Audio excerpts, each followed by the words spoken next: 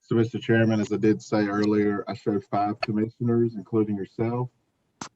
There's no one in the waiting room. And for all city staff, the meeting is now being recorded. And I'll stop sharing so you can start your meeting, Mr. Chairman. Thank you, Troy. Seeing as it's now, I'm showing 1:30 now, we're right there at, and we have a quorum, we'll go ahead and call this meeting to order.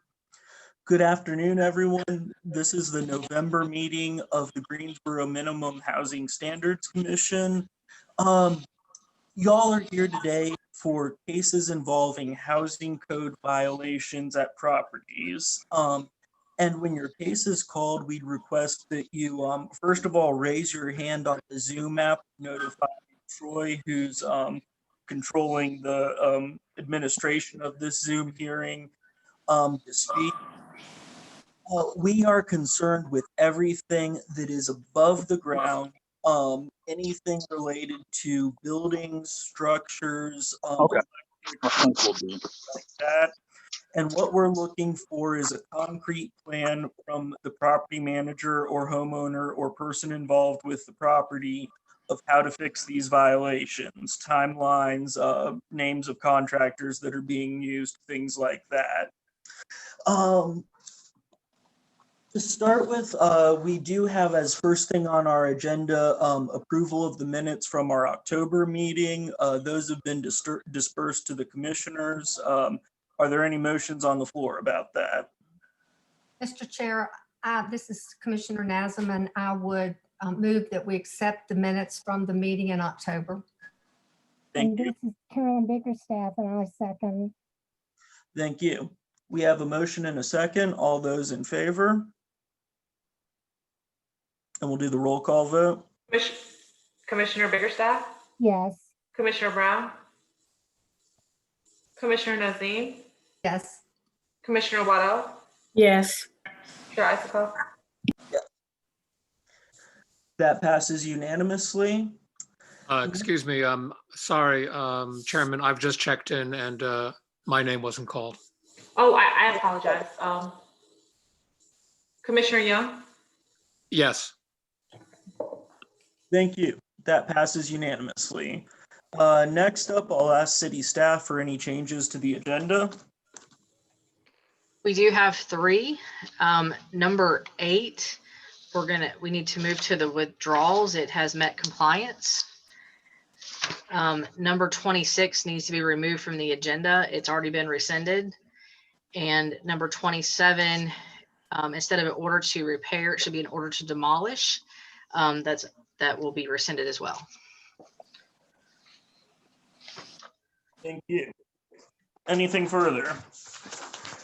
That's what I have. And I did want to briefly, probably at the end of this meeting, talk about the upcoming working session that we've been working on. I had some updates on my end, and I was going to put a few things up for the commission's discussion. So I'd just like to add that as an agenda item at the end of the meeting.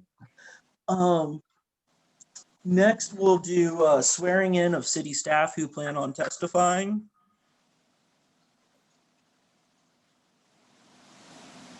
Would each of you raise your right hand?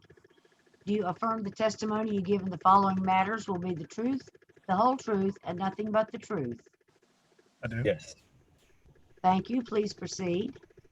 Thank you. And normally for an in-person meeting, we'd swear in all the members of the public. Given that this is a Zoom meeting, what we're going to do is when your case is called and you identify yourself, we'll swear everyone in individually for their cases. Aside from that, if everyone could please silence cell phones, anything that's going to go off this, and just some housekeeping. If everyone can speak clearly and not interrupt each other and try their best to identify themselves when they speak, that's just going to make it easier for everyone to understand on a Zoom meeting. We just have to take a little extra legwork to make sure everyone is heard clearly. So all that being said, we'll move to our continued cases. The first up is 900 Westridge Road.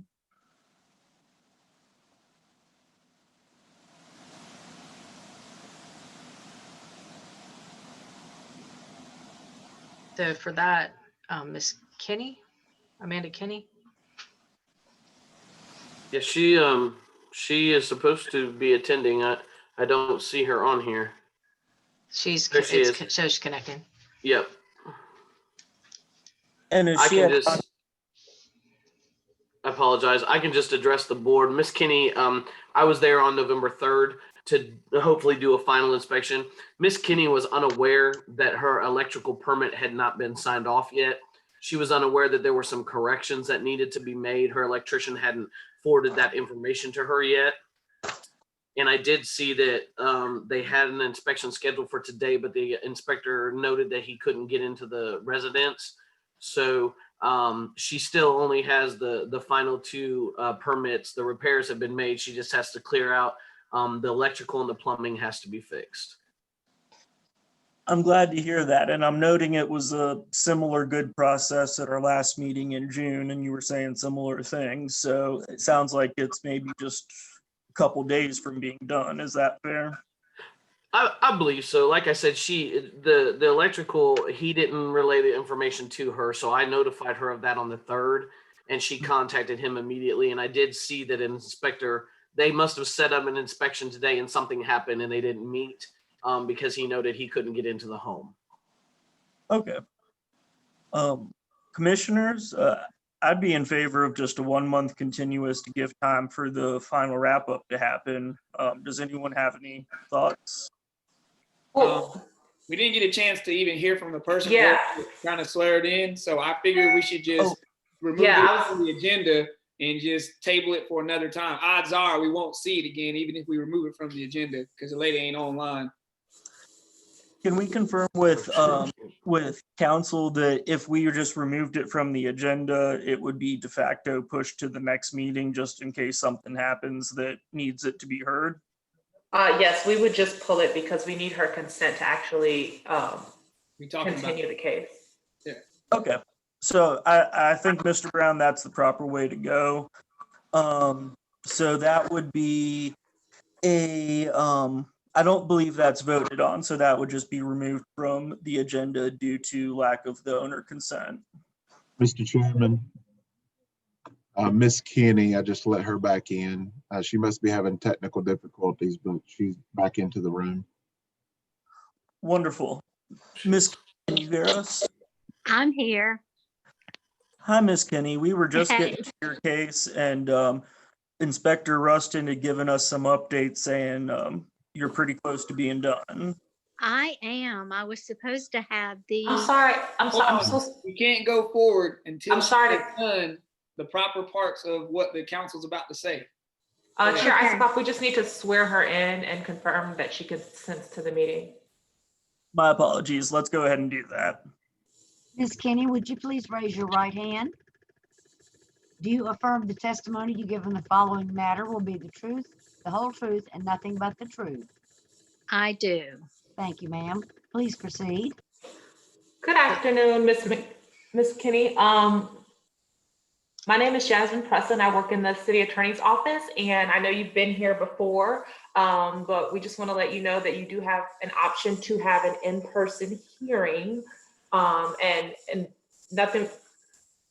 Oh, I'm sorry. The screen changed. It threw me off. Miss Kinney? Yes. With that being said, do you consent to participating in a virtual meeting? I do. Okay, thank you. All right, Miss Kinney, so we were saying that it looks like this is very close to being done. I had mentioned briefly I'd be in favor of giving you another month with the idea of probably won't take nearly that long, and you wouldn't have to come back here if everything is finished up. What are your thoughts on time frame to finish? Well, they were supposed to come in. It was scheduled for the electrical final to be finished yesterday, but he didn't come. So I'm just waiting on the electrical to be approved or passed. And I believe that's everything. I'd like to Well, make this- a motion that we go ahead on and continue this case for 60 days in the hopes that we won't be hearing this case again, because it's clear it's on the last end. There's really no reason to keep putting it on the agenda past 30 days, but with 60 days, that'll give Ms. Kinney more than enough time to have all of her inspections completed and this case closed out. We've done seen this house move from being worked on all the way to the completed project, which has been pretty good and pretty interesting to watch. And I think that will just make it easy. And Ms. Kinney, once you get finished, you don't even have to come back. That's with the 60 days. Thank you so much. But that's just my motion, Ms. Kinney. Someone else has to second it, and then it has to be approved. Okay. I would Okay. second that motion. This is Andrew Young speaking. All right, so we have a motion and a second. This would carry to our January 2021 meeting, which is January 14th. I'll call the question on that. All those in favor, we'll do the roll call vote. Commissioner Biggerstaff, Yes. Commissioner Brown, Yes. Commissioner Nazim, Yes. Commissioner Waddell, Yes. Commissioner Young, Yes. Chair Isikoff, Yes. and is Commissioner Lamont present yet, or she's, Is not. okay. So that passes unanimously. Ms. Kinney, you have till January 14th. I suspect it will not take nearly that long. And as Commissioner Brown said, just let Inspector Rustin know once everything's done and they'll close you out so you don't have to come back here. Thank you so much, and y'all stay safe. You too. This is a wonderful property. Good work on Thank this. Thank you so much. Next up, we have 119 West Green Court.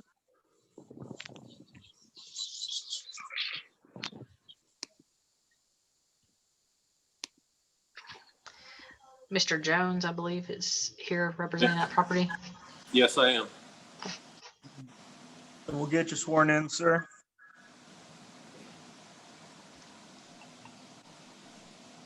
Mr. Jones, would you raise your right hand, please? Do you affirm the testimony you give in the following matters will be the truth, the whole truth, and nothing but the truth? I do. Thank you. Please proceed. Mr. Jones, do you understand that you have a right to have an in-person meeting regarding the matters regarding your Yes. home? Yes, I do. And do you consent to participating in a virtual meeting today? Yes, I do. Thank you. So I'm going to read in the case real quick for 119 West Green Court. The date of initial inspection was May 25th, 2018. It was heard on June 26, 2018. The order to repair was issued on June 26, 2018. It expired on July 26, 2018. The property did not have to be secured. There are children in the area. There is not a school nearby. There is not a history of police complaints. We are requesting an order to repair. The current cost of repairs is 8% of the tax value. Thank you. And we'll get you sworn in, sir.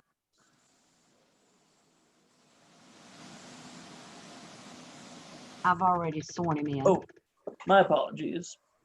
So I'm seeing that we were last here on September 10th. I see it was almost done. We had some issue with getting your electrician to finish. Can you tell us what's going on with that? Well, my electrician has had some family problems. His wife had surgery yesterday. The property is finished except for we have turned on the electricity, but we're having problems in one room and one bathroom. You have that level of charisma. You have that sense to be more of an influencer, and you influence people to come along on that same journey that you're on. Oh, sorry, we're getting some feedback or something there. Whoever that was wasn't happy. Was that another person speaking for this property, or? Not to my knowledge. How about to say, Mr. Jones, something we should know about before we continue, sir? Are you in a safe place? Yes, I am. All right. Well, why don't you go ahead, sir, and if an interruption comes up again, we'll address it. Well, the doors that you just saw in the video were put up last weekend with doorknobs, so all the doors are up. The only thing that's holding us back is I have to get a new hot water heater installed. That should just take a day. And we're having some electrical problems in one room and one bathroom. We cannot get the power on, and I cannot get my electrician over there because he's having family problems. So I'm suspecting that I'm gonna have to hire another electrician to iron out why I'm having electrical problems. Other than the water heater and that one room without electrical, it's done. Hey, Mr. Jones, are you aware that your civil penalty is, let me make a look here. I think it was hold on. I think it was five. Yeah, there it is. 5,000. Hold on. I think he's moving over. $5,590. Are you aware of that? Yes, I understand it's high. Okay. I did not know that was the figure, but I did. And sir, what you need to do is keep receipts for all the work that you've done. And if you can turn those in when this is closed out, turn them into the city, those fines can be waived down to $500. So just keep track of everything you're spending on this property. Oh, I've kept every receipt for the past year, sir. Wonderful. So it looks like we need to give some time. Commissioners, what are your thoughts? This is Commissioner Nazem. I'm gonna say, let's move this out to January 14th, 2021, and give him the opportunity to either find another electrician or hopefully have his electrician come back. And he said he could get a hot water heater fairly soon. So I would say 60 days. And is that a motion? Yes, I made a motion to take it out 60 days. Okay. Do we have a second for that? This is Carolyn and I second it. Any further discussion? Seeing none, we'll call the question on that. We have a motion and a second to continue till January 14th. We'll do the roll call vote. Commissioner Biggerstaff? Yes. Commissioner Brown? Commissioner Brown? Commissioner Nazem? Yes. Commissioner Waddell? Yes. Commissioner Young? Yes. Commissioner Brown? Yes. Chair Isikoff? Yes. That passes unanimously. Sir, that means you'll be back here January 14th in front of us. And if we can get an update, hopefully this would be done by that point, that you can either get with your electrician or get a new one between now and then. If you do that, just let your inspector know and they can close that out and you don't have to come back here. Thanks, sir. Thank you, sir. Have a good day. Next up, we have 826 Avalon Road. I believe Mr. Quisenberry is here to represent. Yes, ma'am. I got a question for council. I recognize that you are giving everybody instructions that they do have a right to that. They also understand that there will be no penalty. They will not be held to any penalty, of course, for not accepting a online or Zoom or accepting having their case held on Zoom. Are you gonna make sure that they know that, or that wasn't? Yes. Yes, Mr. Brown, it's my understanding that the inspectors had the conversation with the residents. In addition, these are cases from last month and the month before, and we've discussed this at length. I can, remind them again. Okay, because Happy to maybe remind like them. training or something, because like I stated, some people might know it, some people might not. And I recognize now this will be the third meeting that I brought this up. And so I think myself and other commissioners have kind of spoken about that offline, about how the wording needs to be made. I would hope by now that we figure that out. Troy, is there a way that we've gotten some wording to be done? I understand that they can state that, or all that. I'm happy to draft the script, Mr. Brown. Okay. Do you have any idea when that script's going to be drafted this time, or we just going to say we're going to do it, or what? I'll have it. I'll provide it to the commission prior to the next meeting. Okay, but moving forward, we will let people know that they will not be held accountable if they decide not to consent to a Zoom meeting, which was within their rights. People need to know their rights. Thank you, Mr. Brown. Okay. Mr. Brown, at the last meeting where you brought this up and we addressed it, I think we issued a blanket statement saying, of course, you're correct that there are no penalties. People are entitled to an in-person hearing. I'll say it again for everyone here for this meeting. If anyone does not feel comfortable for one reason or another with having their hearing on Zoom, they have a right to an in-person hearing without penalty. The reason for the Zoom meetings is a health and safety measure due to COVID going around. So we're going to be doing this as long as it's necessary to protect public health. But everyone does have a right to an in-person meeting, and there would be no adverse effect on their cases for requesting that. They would just get moved to the first in-person meeting or in that schedule, correct? That's correct. It would be moved to the first meeting after, presumably once COVID dies down and we start having in-person meetings again. Okay. I just think I'm gonna always reiterate that people need to know that, because I don't want to just leave it to what could have been said at another time. I mean, this is we do have the subpoena power, so to speak. So people are going to come out here, they need to know. And just to be clear, we don't have subpoena power, but we can't force people to be here. Right. There we go. would hear cases in their absence. Exactly. Yeah, but anyways, that's a blanket statement that applies to every case that's going to be heard today. So thank you for clarifying that. So let's continue with 826 Avalon. Mr. Quisenberry, would you please raise your right hand? Do you affirm the testimony you give in the following matter will be the truth, the whole truth, and nothing but the truth? Yes, ma'am. Okay, thank you. Please proceed. Mr. Quisenberry, do you understand that you have a right to an in-person meeting? Yes, ma'am. In addition, if you chose not to have an online meeting, nothing would be held against you. The case would just continue until our first in-person meeting. Yes, ma'am. With that being said, do you consent to participating in a virtual meeting? Yes, ma'am. Please proceed. I think the inspector, he did call me a couple hours ago and went over it. So I don't know if that was with everybody, but. Thank you, Savon. So I'm going to go ahead and read in a case for 826 Avalon. The date of initial inspection was May 20th, 2019. The date of hearing was July 2nd, 2019.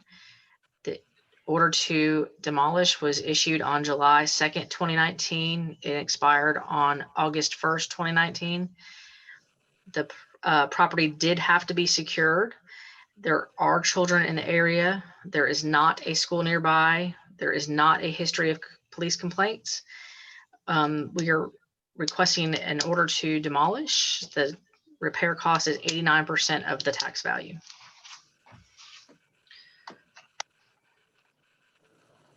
Thank you.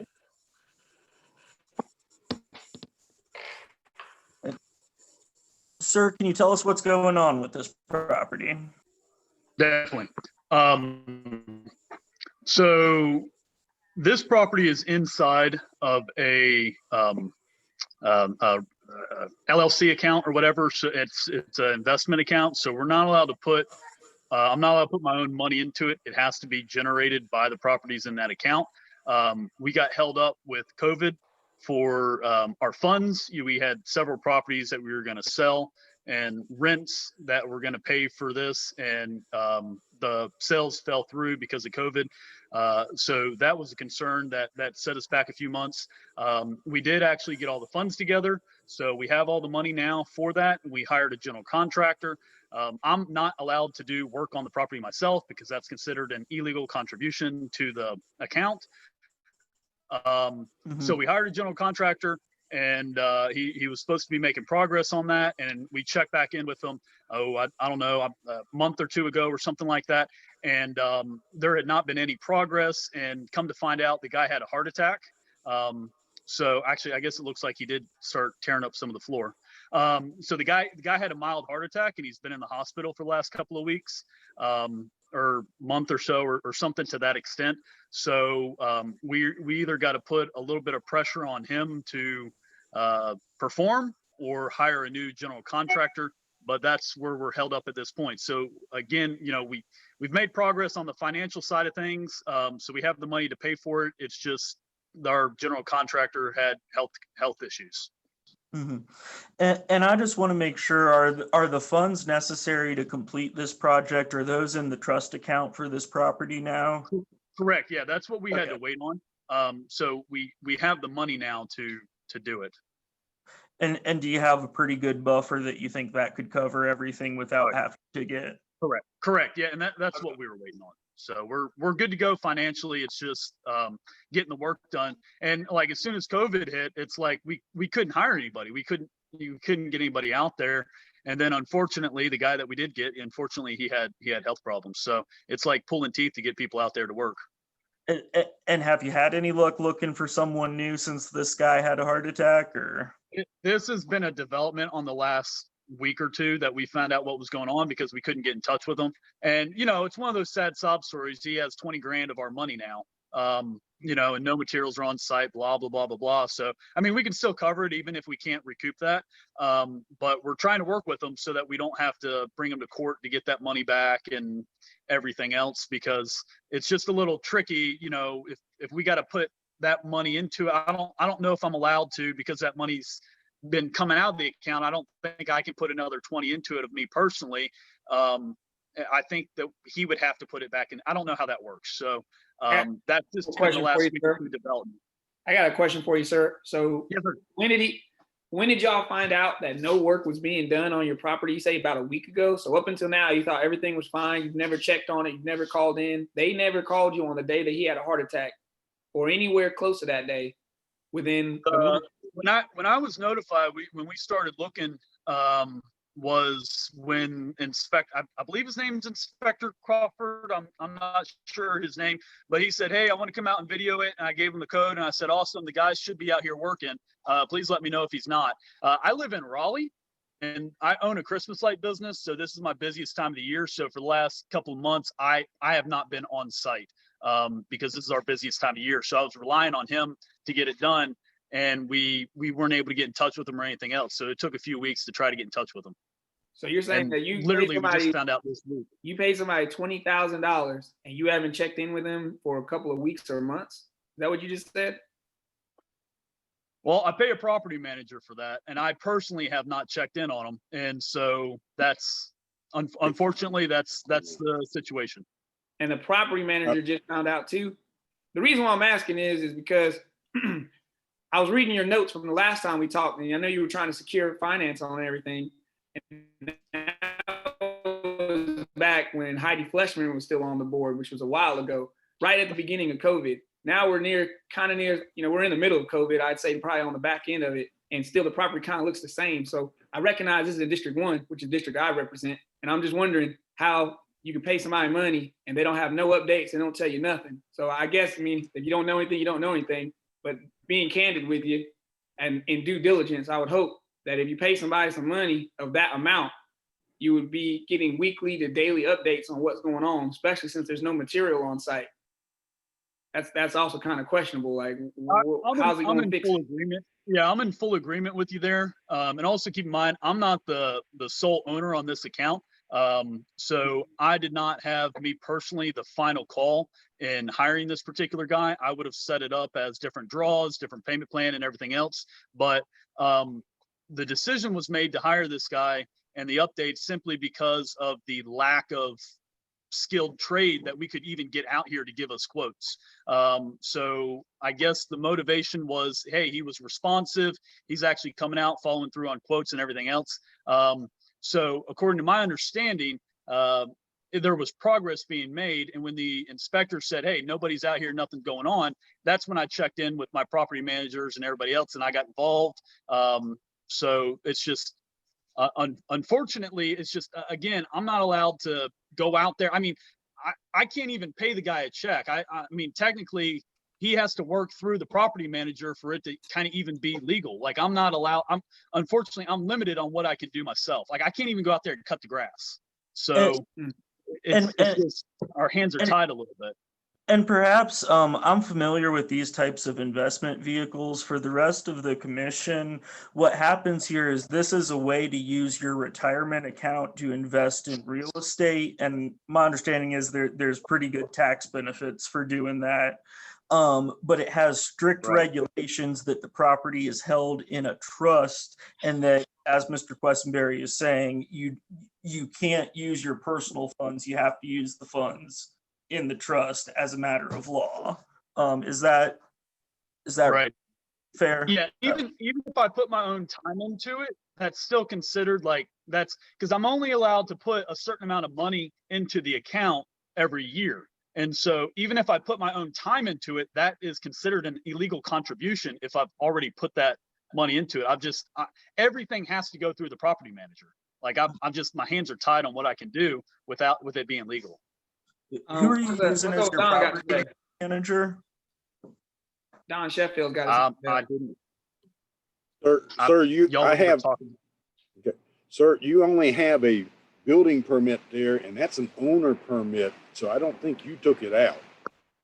So I pulled that when it very first got when the tree fell on that, I pulled that because they gave it to me in over the counter just to get like a tarp and some plywood put up over top of it.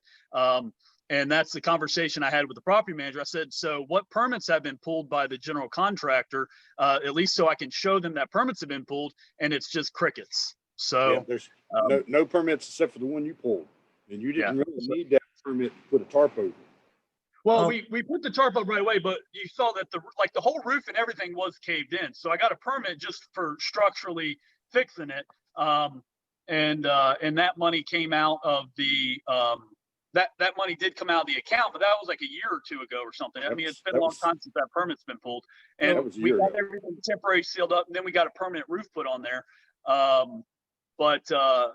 Again, I was like, hey, can I pull permits for the rest of this? And they're like, that's a no-go. So but you don't need no permit to put no tarp on nothing. You don't need no permit to pull no tarp on nothing.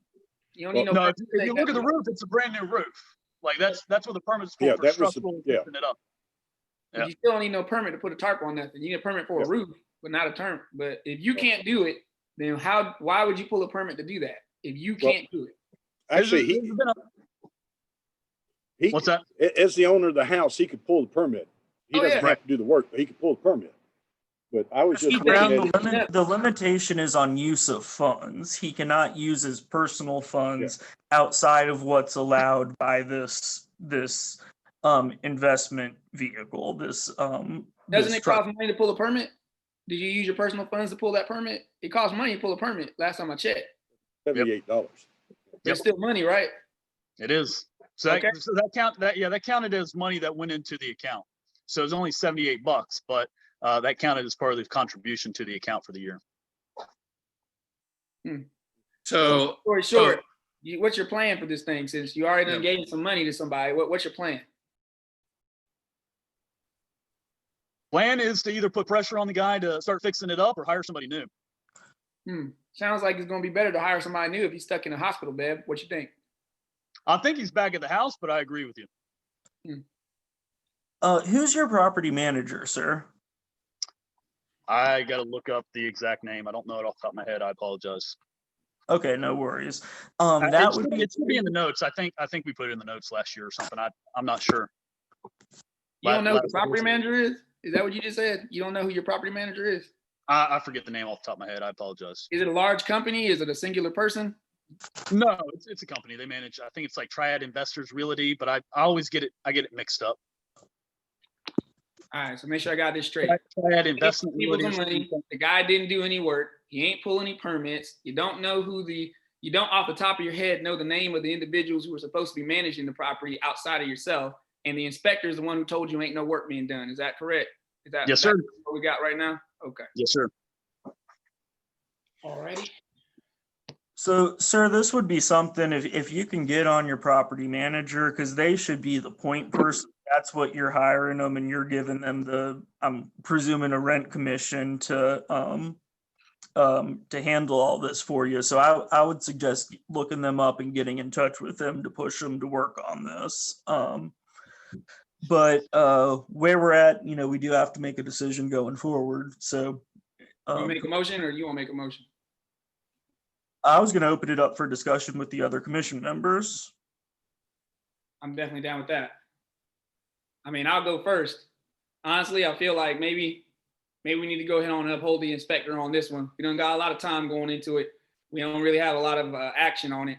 Seems like it's going to be a lot of time moving forward, figuring out how it's going to get prepared and what the plan is going to be. There really isn't no hard plan of action.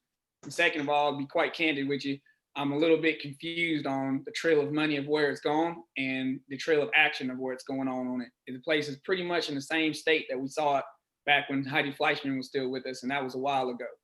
So I'm definitely going to be leaning towards upholding the inspector, but I like to leave it to others to see what they think.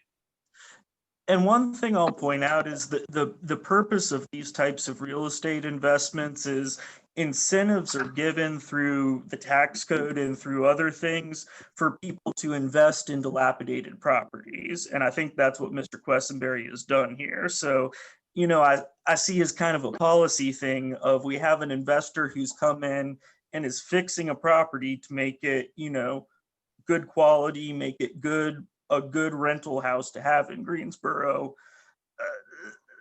That's something that's weighing on my mind in this case. And I think it might also be worth noting that we had a lot of properties, not a lot, but we had several properties that had code violations and everything else. I believe everything has been cleared up besides this one. And also, we've fully secured the property. It looks somewhat presentable from the outside compared to what it was. I mean, a lot of time and money has gone into this property, but again, everything else has been cleared up at all the other properties. So this is the last one that we've been waiting on. That's on Avalon Street, right? There were several on Avalon. There were a couple on other streets as well.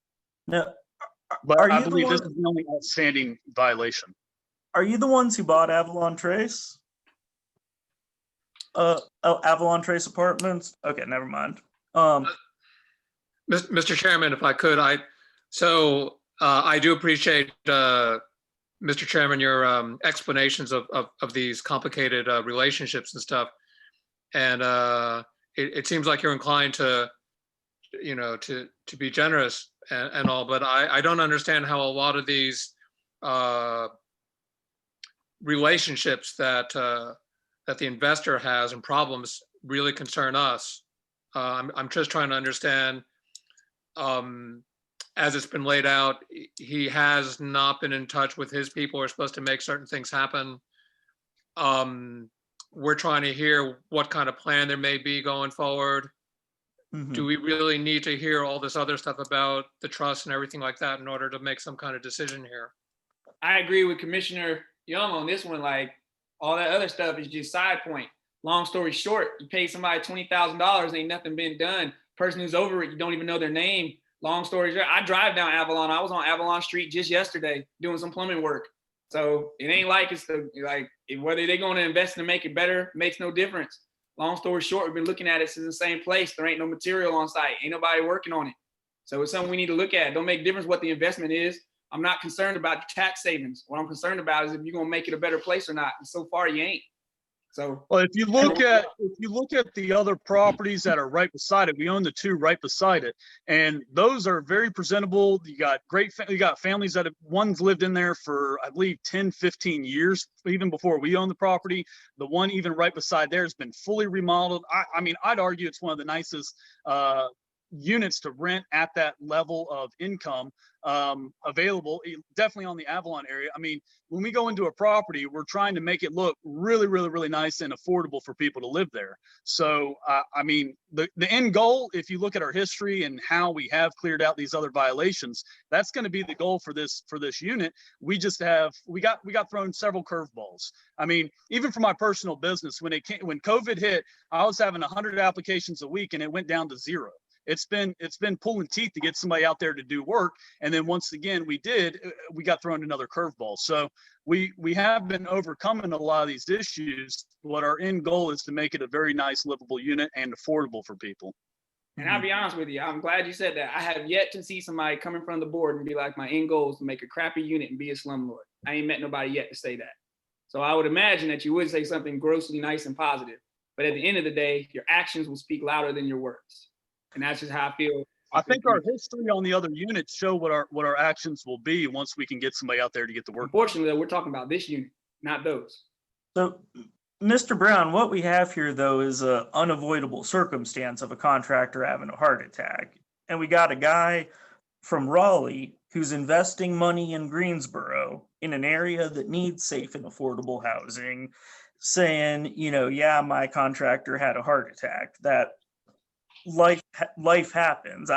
I'd be in favor of giving him at least an opportunity to hire another contractor and come back with a plan. I agree with you, Peter. I'm just saying, as an owner, if you gave somebody $20,000, would you not at least check on it? I think if you gave somebody $1,500, would you not check on it? So to say, oh, I don't even think about it, I don't know who manages, I don't know nothing. Mm-hmm. Yeah, I wouldn't come to a board or commission and say that. I'd at least have myself together. And I almost feel like it's a lack of respect to the board to even come and say that. Like, say something else. Don't say that. Say something else. Well, I feel like brutal honesty should go a long way. I mean, I'm not trying to BS you guys. I'm trying to, convey exactly the issues that I'm running into. I'm not trying to sugarcoat it. Mm-hmm. I mean, I hear you, and Mr. Brown, and I think this homeowner has heard that this needs some urgency and needs to be at the top of his plate.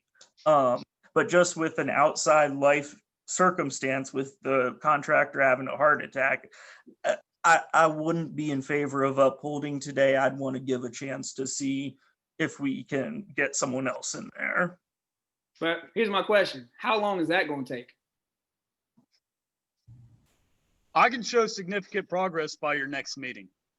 Whatever 30 days. I mean, it's not going to get done. It's not going to get done, but I can show significant progress. If you guys want to see something out in 30 days, that's what you're saying. You at least have a plan. I'll show significant progress by 30 days, definitely. I like how he uses that word significant progress. Just so y'all other commissioners know, the word significant progress moving forward is what an inspector would be needing to be able to give you an extension, as you have to show significant progress in your operations. All the inspectors probably know that. So I think it's interesting that he used those exact same words. I'm okay with it if Commissioner Young is okay with it. I'm gonna work with him and Commissioner Waddell if they okay with it, because we from this district.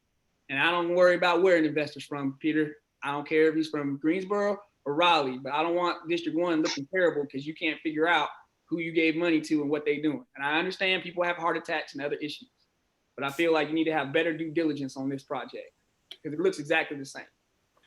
Well, I'm in agreement with Commissioner Brown. I see a lack of participation on the owner's part. And I think that the owner, the person that you're holding responsible and collecting rent should have been in on this conversation. Again, you don't even know the person's name.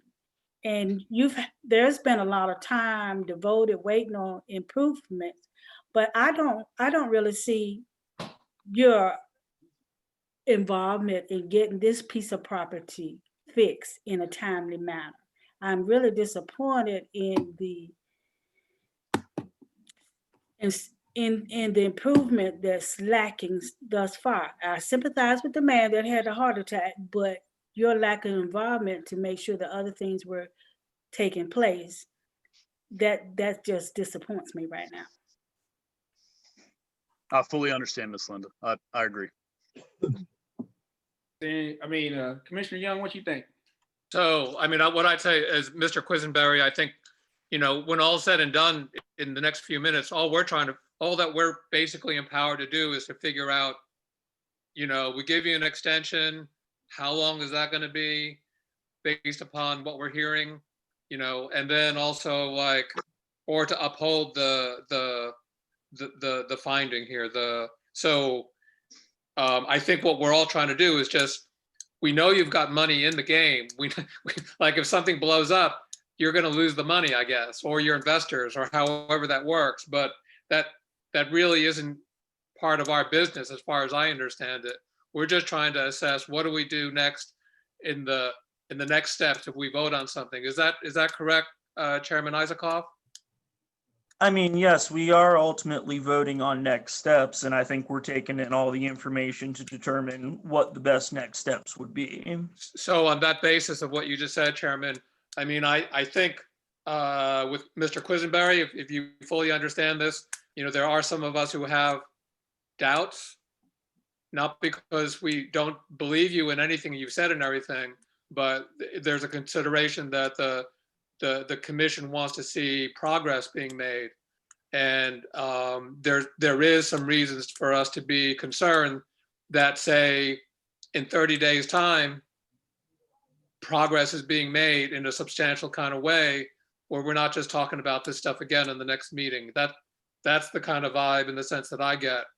And if I was to turn that into a motion, Chairman, I would say, let's have due diligence and hold the investor on a tight leash and give him 30 days and a chance to resolve all these issues.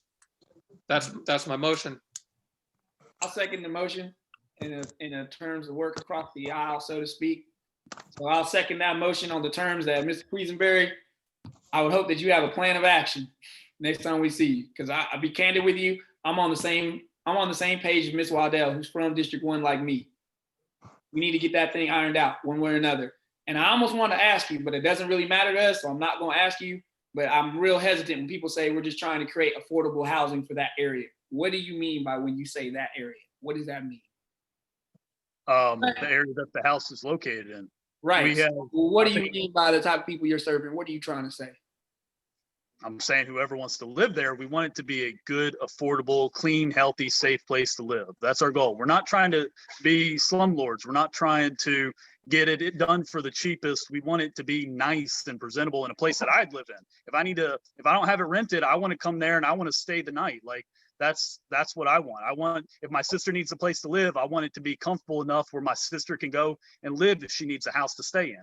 Like that's what I mean. I want it to be nice, affordable, clean, a good place that I would stay, or that my family would stay in. That's okay. What I mean.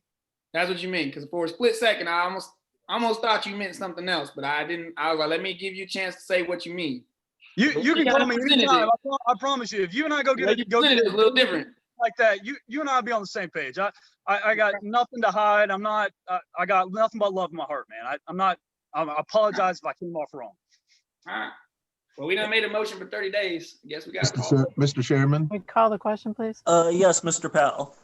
Mr. Chairman, one of the things I just wanted to mention real quick, with our procedural changes that we had discussed at the annual training, the inspectors, I think I had mentioned if you gave a 30-day extension, because of the procedures of preparations for the next meeting, the owner may not in fact get 30 days before we would have already documented progress for the next meeting. And to give you an example, November the 26th is the deadline for the inspectors to have videoed the properties, updated all documents, and updated everything to submit for the December meeting. So with that being the case, this gentleman would only have a week, if not a week and 1 day, before the inspector is going to have to be back out to video. That was the reason we were suggesting 60 days as your minimum, only because the additional paperwork that the commission has asked us to provide, we've moved the deadline a week earlier. So I appreciate what you're saying, Troy. And on that basis, Mr. Chairman, I would amend my motion to 60 days. Second. So noted. So that's the January 14th, 2021 meeting. And thank you, Mr. Powell, for clarifying that. Is there any further discussion on this property? Seeing none, I'll call the question. We'll do a roll call vote for continuing this till January 14th. Commissioner Biggerstaff? Yes. Commissioner Brown? Yes. Commissioner Lamont? Yes. Commissioner Nazim? Yes. Commissioner Waddell? Yes. Commissioner Young? Yes. Chair Isaacoff? Yes. That passes. And Mr. Kessenberg, I want to emphasize this is the This is the come to Jesus, holding your feet to the fire type of meeting. I'm hoping when we come back here, you have contractors in place, substantial progress, and a happy inspector, and all of that. So we look forward to seeing you back here in January. Thank you very much, and happy holidays to you guys. Thank you. You too. Thank you. All right, docket item 8 has been moved to the withdrawn section. So next is 305C Avalon Road.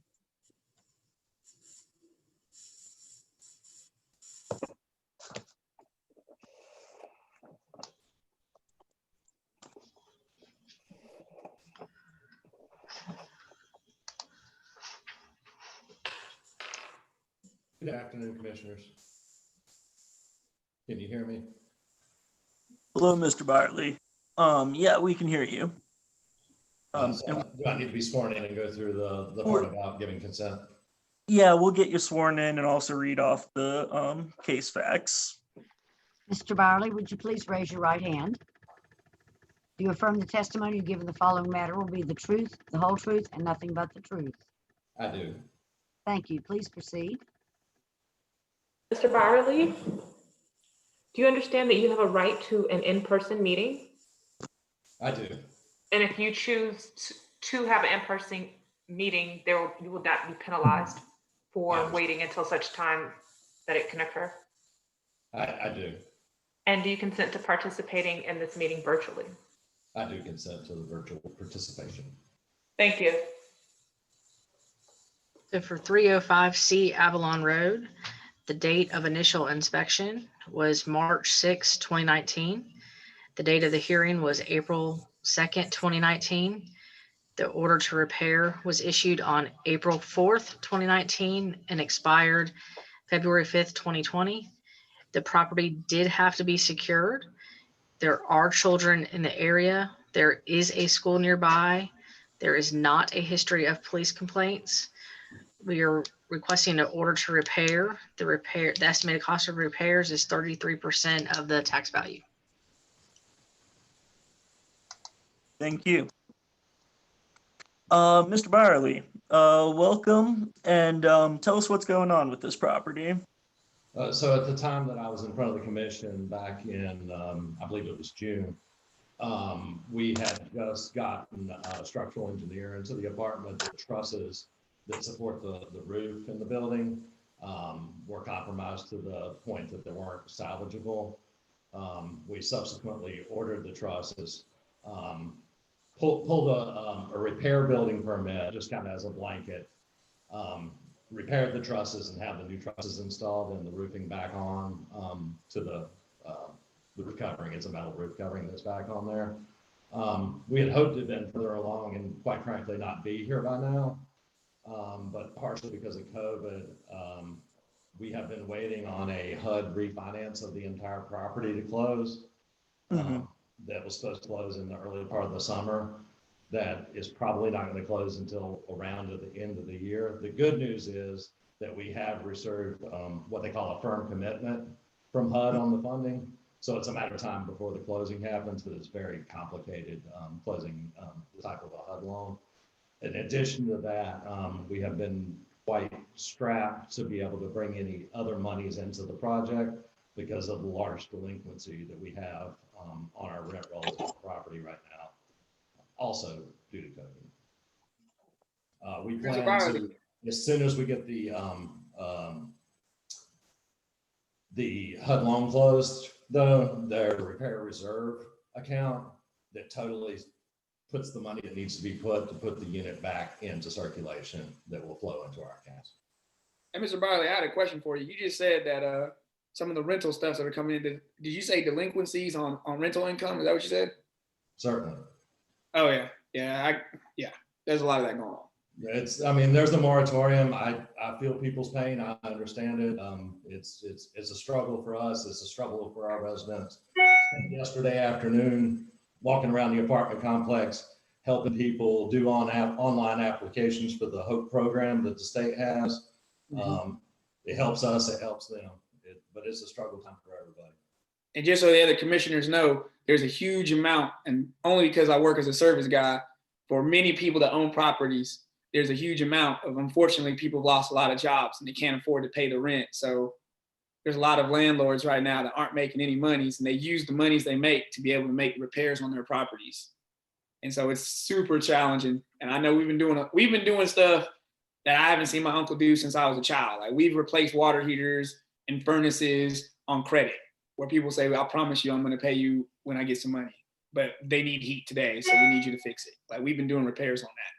And my uncle's just been like, go ahead, like, just get them some heat, or go get them some air, or make sure their water works. So I can only imagine what you're going through, Mr. Byerly. I can only imagine. I'm sure it's a challenge.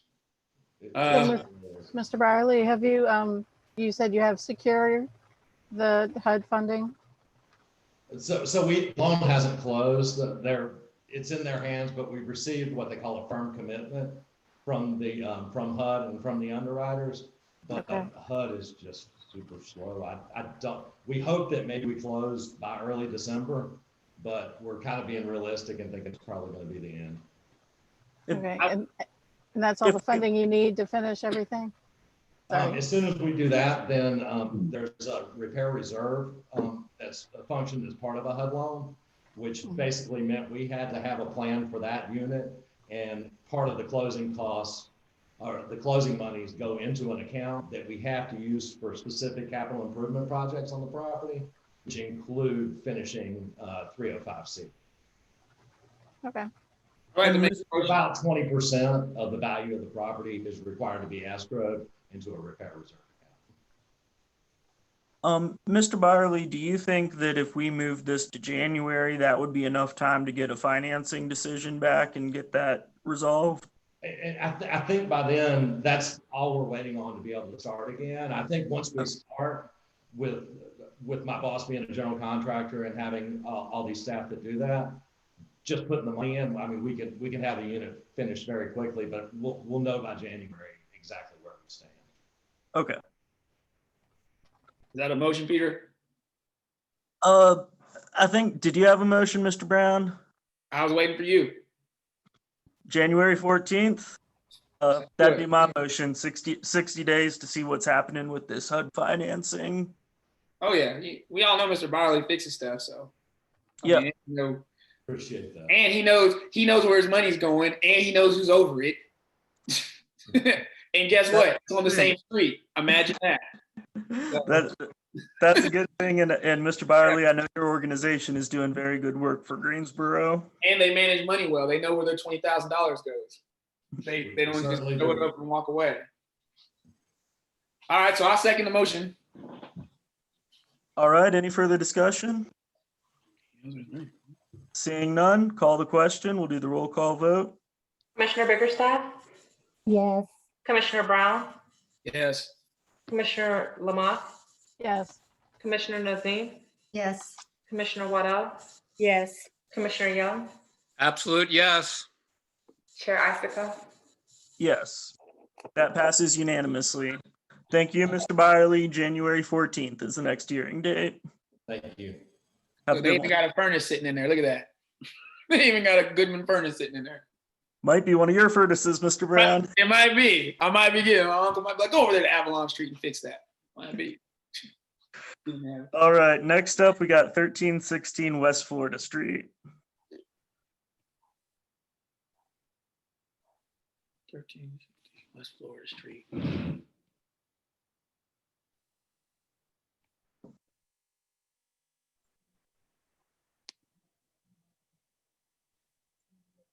Anyone? Hello? Should have a Beverly Nelson. Miss Nelson, are you? I invited Miss Nelson. I sent her, I called her, I left a voice message inviting her to the meeting.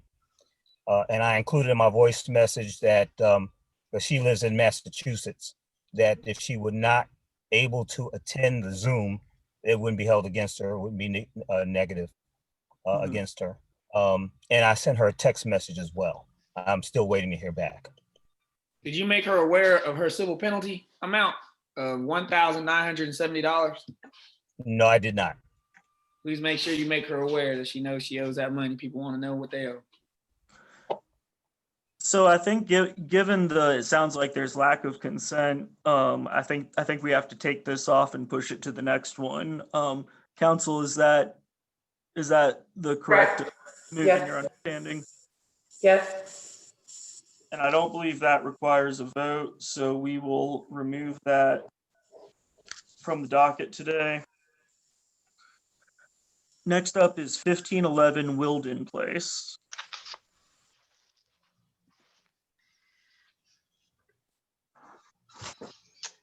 Do we have anyone here from Shady Lawn Apartments or anyone else for that property? I spoke with the owner and the owner's son, who was the mayor of the meeting. During that time, they did state they had something going on with the lead program. Spoke with the lead program. I'm not sure if they turn in all the paperwork for it or not. Did you have any contact with them about this hearing today? Yes, I did. Okay. And they knew that this hearing was happening today for their property. And they would be able to be here. I spoke with them Friday, this last Friday, on it face to face. Well, given that they're not present, we have a lack of consent for this case as well. So we'll go ahead and take this one off the docket as well and just push it to the next docket. All right, next one off.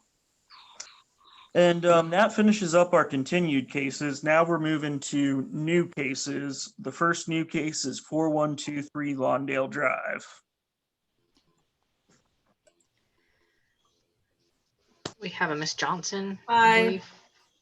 Yeah, that's me. Hi there, Miss Johnson. We'll go ahead and get you sworn in and read the case facts. Okay. Hi, Ms. Johnson. Please raise your right hand. Do you affirm the testimony you give the following matter will be the truth, the whole truth, and nothing but the truth? Yes. Thank you. Please proceed. Ms. Johnson, are you aware that you have a right to have an in-person meeting? Yes. And if you chose to not participate today, you could wait until we scheduled our next in-person meeting, which we don't have a time frame for at this time, but you would not be penalized for waiting until such time. Do you understand that? Yes. With that said, do you consent to participating in the meeting virtually? Yes. Please proceed. So for 4123 Lawndale Drive, the date of initial inspection was September 13th, 2017. The date of hearing was January 7th, 2020. The order to repair was issued January 7th, 2020 and expired February 7th of 2020. The property did not have to be secured. There are children in the area. There is a school nearby. There is not a history of police complaints. We are requesting an order to repair. The repair cost is approximately 22% of the tax value. And I have a couple of questions for Inspector Roach. When was the last date of this property was inspected? Would have been November the 5th. And were all parties properly served notice of this hearing? Yes. And is the property a duplex or multi-unit dwelling? No. And is there one major violation or more than 5 major violations of the minimum housing code? Yes. Please read the violations into the record. Cracked or missing electrical outlet covers. Cracked and missing switch plate covers. Power not on at time of inspections. Missing smoke detectors. No heat or gas in unit. Water not on at time of inspection. All peeling, chipping, flaking, and abraded paint. Cracked, loose plaster, and decayed wood and defective surfaces. Loose flooring covering. Roof is rotted, has rotted sheathing. Ceiling contains holes, and is in despair. Bathrooms are in despair. And the building has to be boarded or secured at that time, which it was boarded and secured. That'll be all. Thank you. Sorry, it was cutting out there.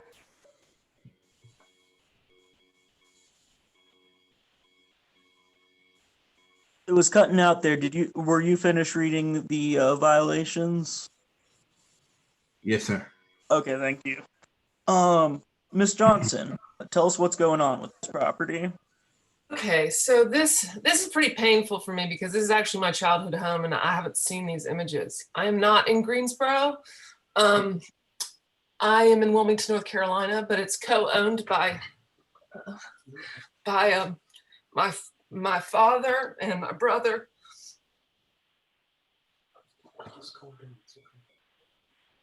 I'm sorry, can we turn off the video? Are you asking to turn off the video of the property? That's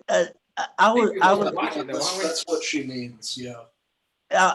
Yeah, we can take some time. I'd like to just from an evidentiary point leave it on so we can see the full. It seems pretty apparent, what the condition is. Okay. Okay, I'm sorry. I'm taking this over for my family because they haven't really been able to do what needs to be done, and so this was the first time I've ever gotten any papers or anything about it. I've been getting some updates here and there from my father and my brother, but obviously it's a lot worse than I realized. So I kind of decided to take this into my hands. I'm one of 6 people who I think is listed as an owner of the property. And I think should we, fellow commission members, would you all be okay? Have you all seen enough of the video to have an idea? Oh yeah, we're good. Okay. I'm good. I don't want to speak. Let's go ahead. I think we all have a good idea. Sorry about that. And ma'am, I want to tell you, this is not a case against you saying anything you've done bad or your family's done bad. Oh, it's just a personal thing. I understand. And, I'm sorry that it's this situation. Yeah, man, what you need to know also is the civil penalty accrued with this. It's $5,440. Yeah. Already that you need to know about. But I'm sure the inspector will tell you how you can mitigate some of these costs. But I want to make sure you know what your civil penalty is. Sometimes people don't know that till the end. Yeah. All right. Thank you. So ma'am, it sounds like you're kind of the family member taking the forefront on this. Well, I wasn't planning on it. It's just part of everything that's happened with the coronavirus. It's made it really difficult for my father. He has health issues, and so does my brother, and neither one of them really know how to do Zoom or anything like that. So, but we do now have a contractor who Coble Construction Company is contracted to do work on the house, but I honestly am questioning whether or not that makes sense, and I'm wondering whether we shouldn't be proceeding with a demolition, which is what we had considered before, and I think we did get an estimate on a demolition, but at the time it was just prohibitively expensive. And I'll tell you, so according to the tax valuation, this property tax records are showing the building is worth $85,000 and the estimated cost of repairs is $19,237. Demos, and that's based on the inspector's estimation. Demos, my experience is, and inspectors feel free to correct me, about $10,000 is a demo for a house, the typical cost? It can vary. Your cost you have to consider is the demolition, the asbestos testing, as well as any asbestos removal. And also the cost estimate does not take into account labor cost or updates on your market. value cost. It only addresses the violation. I think this is only this is a order to repair though, if I'm not mistaken. Yep, and that's what I was getting at, is the repairs are 22% of the value of the property. So, you know, that's a decision you and your family would have to make, what you want to do. Do you want to invest the money to repair it, or demoing is an option? And if it's properly demoed, that would close this case out. Well, I think that we would pursue one of those two. My family members, and you know, it's a lot of people, so it's hard to come to consensus all the time. But I think that they were proceeding with the repair. However, I don't know what the total estimate that we've gotten from Coble for the extent of the repairs yet. So I'm not sure if I wouldn't prefer to demolish personally, but. And one other option that some folks do, and you know, we want this property resolved one way or another since it's before us. But that's how you do that is up to you. Some folks have donated properties to the fire department for a controlled training burn. I don't know if that's something you want to. I feel like my aunt looked into that, and for some reason we weren't eligible. Peter, I can speak to that real briefly. I believe the issue there with the controlled burning is the property is completely surrounded by woods on all sides, and that prevents them from doing one of those controlled burns. I had this case previously, so that's the only reason I'm familiar with that specifically. Yeah, I believe that would do it. It just would get repaired. So contractors would go in and repair it, and then they would put. Then you would either pay the contractors or pay the city, or the city would have a lien on the property. Because I don't know we can even uphold a order to demolish. It's not in that state. Oh, okay. You see what I'm saying, Peter? There's not an order to demolish. And you're correct, Mr. Brown, since it's below 50% of the value of the property, the estimated repairs, our decision is a thumb up, thumb down or a continuance on an order to repair, not an order to demolish.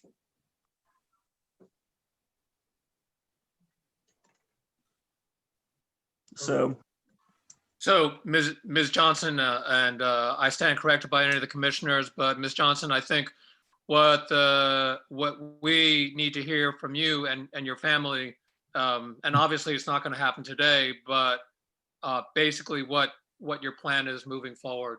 Okay. And that winds up being the bottom line. And there's a lot of decisions that you guys need to make. And it sounds like you just need to gather your facts and information about what's the cost, what's the estimate going to come from the construction, from the Coble construction people and so on. So I think the chairman's going to basically say that when you come before us again, or whoever's representing the family, to have as concrete a plan as you can have that would guide us as to knowing what's going to happen next. Okay. I think that's all we could say at this point.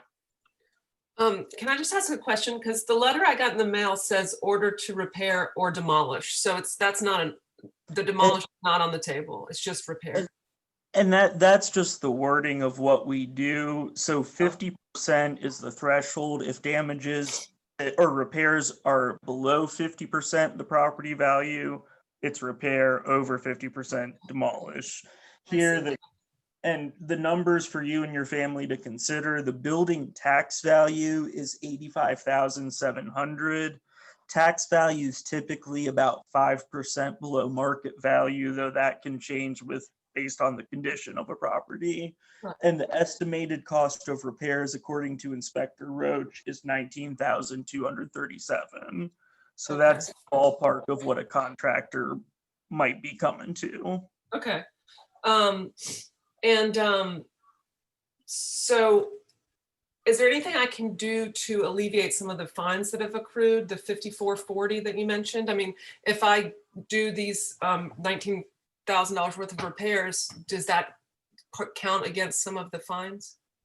Absolutely. So keep all your receipts. What the city does is it has a program where you submit a form with your receipts to I believe is it the collections department or code enforcement department? It comes to me. I'm the designee of the director to review it. Okay. And they can reduce it down to $500. So if you've spent, they're at 5,000 and change right now in fines. If you spent more than 5,000, that would wipe out all the fines down to $500. Okay, all right, that's great. Well then, I mean, I think that most likely we will work toward the repair. I think that makes the most sense at this time. So I don't know how much, I assume my fines will continue to accrue, but I can always offset them with the repair. Okay. That's correct. Okay. So it sounds like, and I think Mr. Young had a good predictive ability, that we need you to come back with a more concrete plan and take some time to talk to your family members, figure out what y'all want to do. If it's the repair route, I'd like to see a contractor hired by the next time you come before us. Okay. And a more concrete timeline and plan. Okay. That's your motion? I'll move to continue this to the December meeting, which is December 10th, to make all that happen. I'll open it to the other commissioners for further discussion or seconds or any other thoughts. I would just reiterate what Troy was saying before, Chairman Isaacoff, about giving these 30-day things, that 30 days winds up being far, far less than the 30 days. So those like has to be 60 days. And that's a fair point. I will note that shortened time frame was based on inspectors getting to the property. Here, I don't think we're asking anything of the homeowners that would require the inspector back to the property. We're saying, talk with your family, make a family decision, hire a contractor. But I do recognize the timing issues you raised, Mr. Young. And I'll second your motion, Peter. All right, we have a second. Thank you. Is there any further discussion? Seeing none, let's call the question. Commissioner Biggerstaff? Yes. Commissioner Brown? Yes. Commissioner Lamont? Yes. Commissioner Nazim? Yes. Commissioner Waddell? Yes. Commissioner Young? Yes. Chair Isaacoff? Yes. Ms. Johnson, that passes unanimously, so we'll see you back here virtually on December 10th. And if you can just have some answers to our questions today when you come back, we'll figure out what to do going forward. Okay, sure. Thank you. I Thank appreciate you. it. Next up, we have. Oh, I'm showing we only had one new case, so we're at our withdrawals, items 13 through 19. I'll read off those properties for the record. 133A Aunt Mary Avenue, 719 Pine Street, 1008 South English Street, 2100 Briarwood Drive, 904 Borders Terrace, 1500 Oak Street, 9 Quad Oak Drive. Are there any motions for those properties? We're also withdrawing number 8, the 1214 Moody Street. Thank you for reminding me. That list would also include 1214 Moody Street. Chairman Isaacoff, this is Chairman Nazem, and I would make a motion that we accept the withdrawals that you just read into the minutes. Thank you. Is there a second? I'll second that. I'll second it. Second from Ms. Lamoth. We'll call the question. Commissioner Biggerstaff? Yes. Commissioner Brown? Yes. Commissioner Lamont? Yes. Commissioner Nazim? Yes. Commissioner Waddell? Yes. Commissioner Young? Yes. Chair Isaacoff? Yes. So that passes. Next up, the request to rescind. That is property addresses 522 Franklin Boulevard, 2506 Stanley Road, 1811 Willamore Street, 1612 West Florida Street, 1222 Lombardy Street, 609 South Chimney Rock Road. And then that the last two we had removed under changes for agenda. So are there any motions for those cases?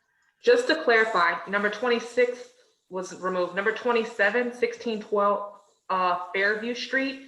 The only change to that was the order to demolish is being rescinded, not an order to repair.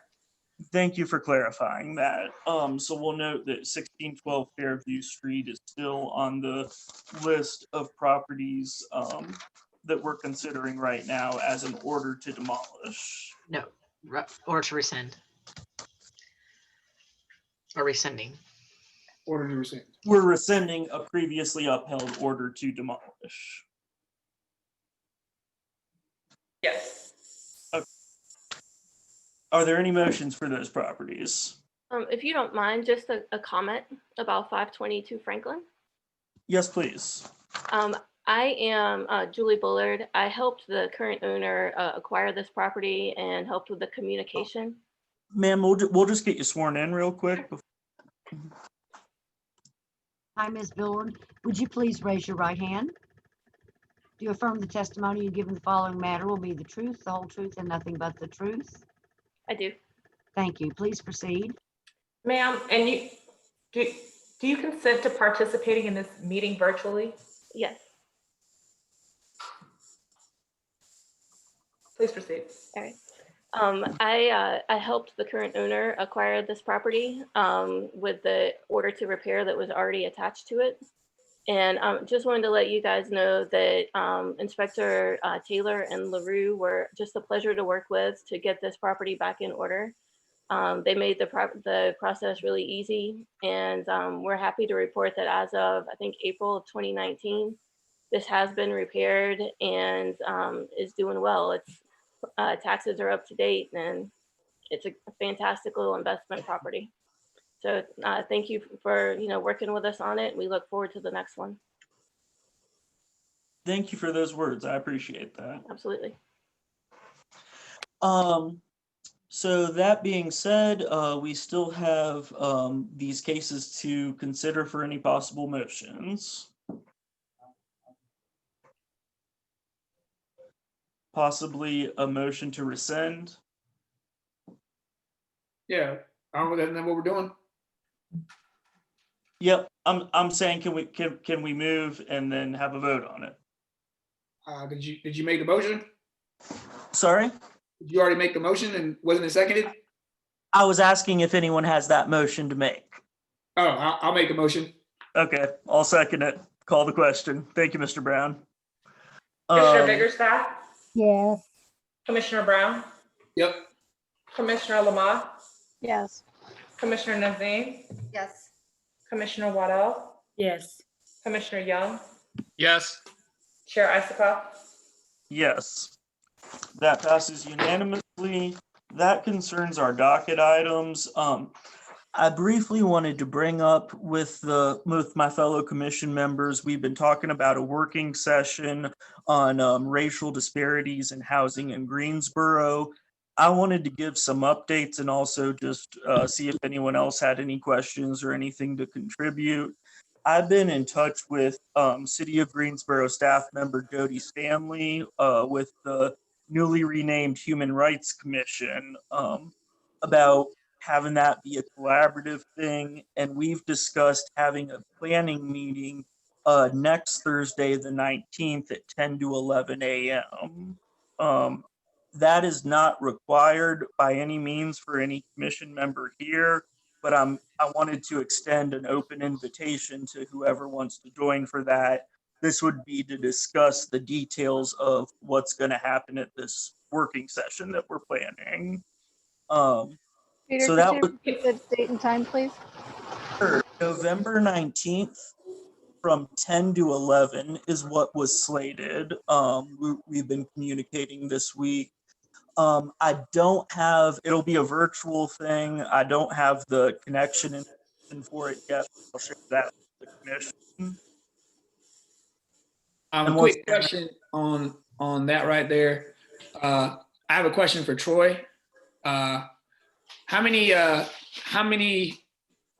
people have called, or when will the time for the receivership program be open so that people can meet the requirements and become a member of that list? The RFQ is open now. It was released on November the 3rd, and it closes on December the 2nd at 3 p.m. And then after the first award announcement on December the 11th, the window will open back up as an open enrollment. Okay. Second question is, what is the minority business? How many applicants are minorities so far? I don't get to review any applications until after December the 2nd because they come in sealed. Okay. How many packets do you have? We've held one Zoom meeting this past week, but I'm fielding a whole bunch of phone calls, and a lot of contractors are asking to be on the next Zoom meeting, which I believe is the 16th of November. Is that a Zoom meeting that we'll be privy to, or is that one that just your office is having? That's a Zoom meeting open to anybody that wants to attend.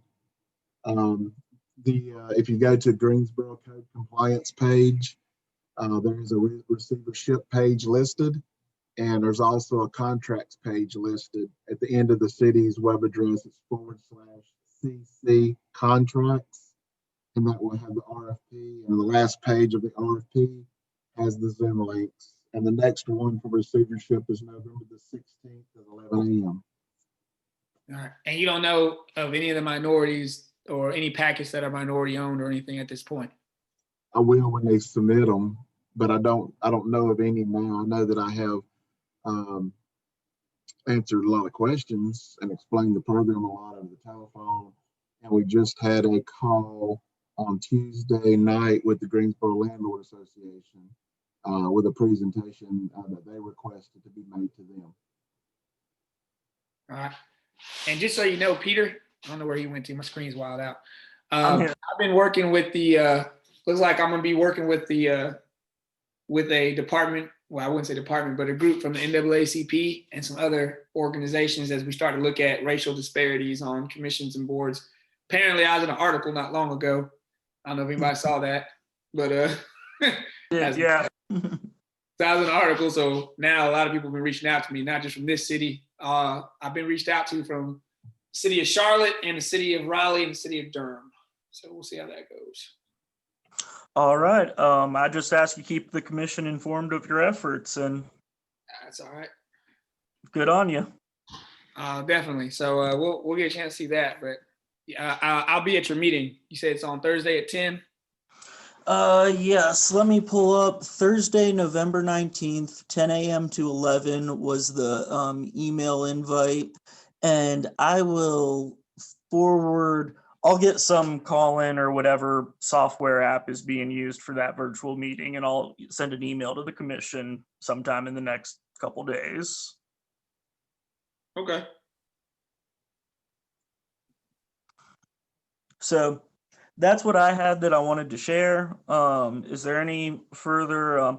I did want to bring up, and I'm hoping this is something that actually leads to action. And I appreciate that everyone on the commission seems invested in this. I've been tossing around the idea. I know that according to the handbook, one of our roles as a commission is to make housing policy recommendations to city council. We've done that previously with having city council look at term limits. And I was thinking about making having the result of this working session being some sort of policy recommendation regarding racial inequity in housing, and based on our observations and our experiences as commission members. So I just wanted to give, that's kind of the idea I was looking at with this process. But as always, I'm open to input from any other commission members. I think that sounds like a great idea. Are we allowed to invite people in the public here? Okay, because I think the chair of the housing committee for the NAACP for Greensboro is Danny Lyons, and I think he'd be a good voice to have at the table. Absolutely. Now, are you talking about the planning meeting or the actual work session? Oh, okay. This planning, not the actual working session. Yeah, this is a Zoom or some other app call to figure out the specifics of how it's going to work. The actual work session will be a public meeting. Everyone can attend. We'll have a quorum of the commission. Okay, got it. Okay.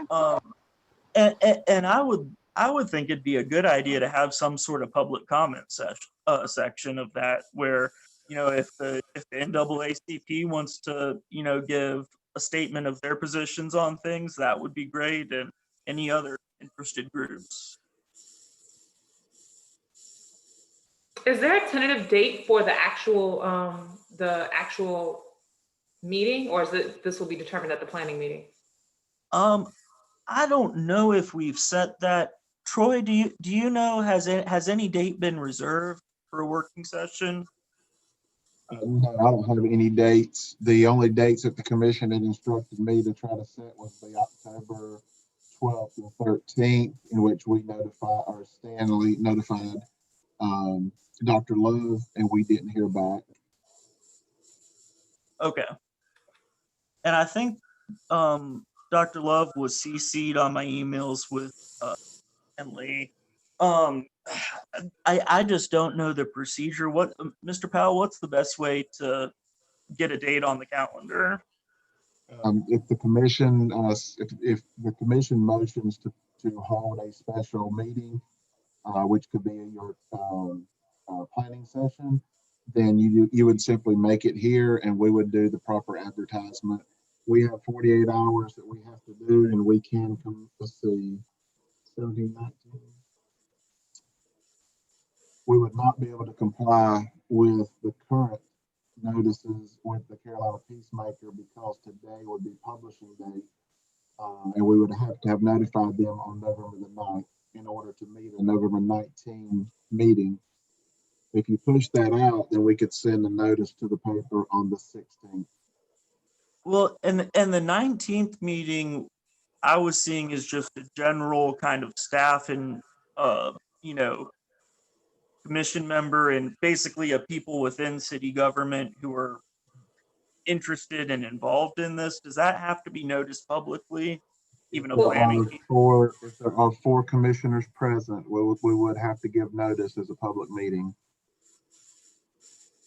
Okay. Yeah, it's my understanding it's your planning meeting. If 4 more attend, then we just need to know. So I know it sounds like Mr. Brown was planning on coming. I think we're probably. Mr. Young is raising his hand. I think he's indicating that he'll. And Yeah. Waddell is. Yeah, I'd like to attend. Okay, so in that case, we're gonna have 4 at least. You can record it, and I'll just stay home. This is Carolyn. I plan to be there for part of it.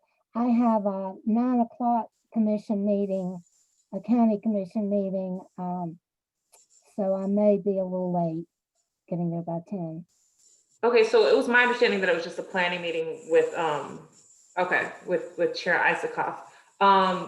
Mr. Powell, are you saying that you wouldn't be able to advertise this prior to this meeting date? Not with the Carolina Peacemaker. I would have to look to see what the notice requirements are for the News and Record to hit this close for next Thursday.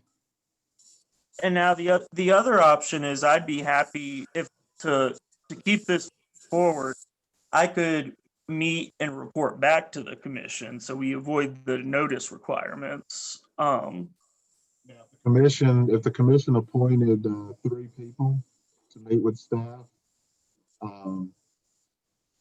then you would not have to have a public notice. And if we've done it here on Zoom, I could have it recorded And we would have to place a link on our public webpage where the other commissioners could watch it. And then y'all discuss it at another meeting that would be open to the public. That is a way to do it if you need to do it on the 19th. But again, I can't tell you that I can comply with news and record deadline because I don't know. I was not aware of November 19th. So I was. The other option would be to reschedule the meeting. Mm-hmm. What if I like Troy's idea of just picking 3 people and then having it available for the rest of the commission, because I want to keep this moving forward. I don't want to drag our feet and have to wait till the next December meeting or whatever. What are everyone else's thoughts? I recommend we have Peter, Mr. Brown, and Mr. Young, and any city staff that want to meet and record it so we can see it later. And then we could discuss it at our December regular meeting and set a date at that point, since that would be a properly noticed meeting. That sounds good. Is that Ms. Pressa?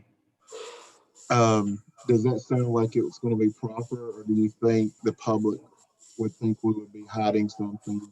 I'm just asking. No, there isn't a quorum, and we're posting it. Mm-hmm. You said we're recording the meeting and we would post it on the website. We will still create an agenda, post it on the commission's page. We'll do the recording, post that on the agenda's page as well. We wouldn't be bound by the newspaper requirement because 4 is not present. Correct. And Commissioner Wada, are you comfortable, I guess, sitting this one out, because the suggestion was for Mr. Brown and Mr. Young to attend, and having an open discussion at the next commission meeting? I can consent to the 2 veterans attending this meeting, as long as I can review the recording of the meeting. And I by no means want to limit anyone's participation. We could notice this for a later date, or Ms. Waddell, you can take my slot and I can just call Peter up and he can tell me what's what.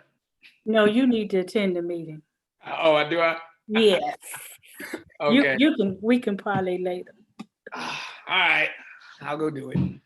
Peter's giving me stuff to do. I'm about to have to start charging him, send him a bill. Got plenty of money. Lawyers got plenty of money. Him and Ms. Pressa got plenty of money.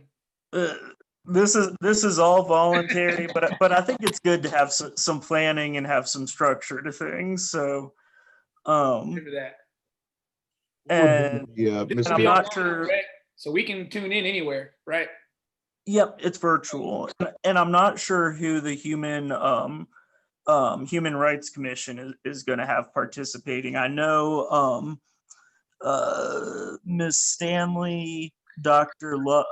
Jones, and Bob Puller, who used to be on the Housing Commission and is now on the Human Rights Commission, were on the email thread for that. So it sounds like there's a number of parties involved.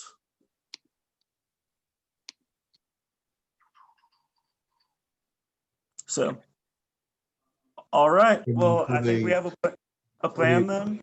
For the agenda on November 19th, will you send me what the items of discussion you would like so that we can create the agenda? Mm-hmm. And also, you mentioned city staff. A lot of different city staff attend commission meetings, including the fire marshal's office, development services with the chief building inspector, as well as the code inspectors. Which city staff would you like me to limit it to, or would be most appropriate? Or one supervisor from each?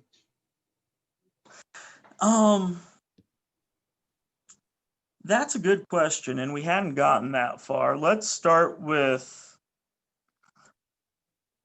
I just invite a supervisor from each branch.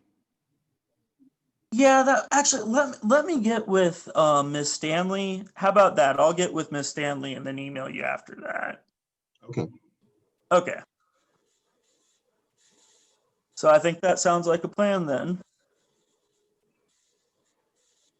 Is there anything further from the commission? Seeing nothing, are there any motions on the floor regarding this meeting? I move that we adjourn the meeting for the day. Is there a second? I second that. Good. All right, let's do the vote on that.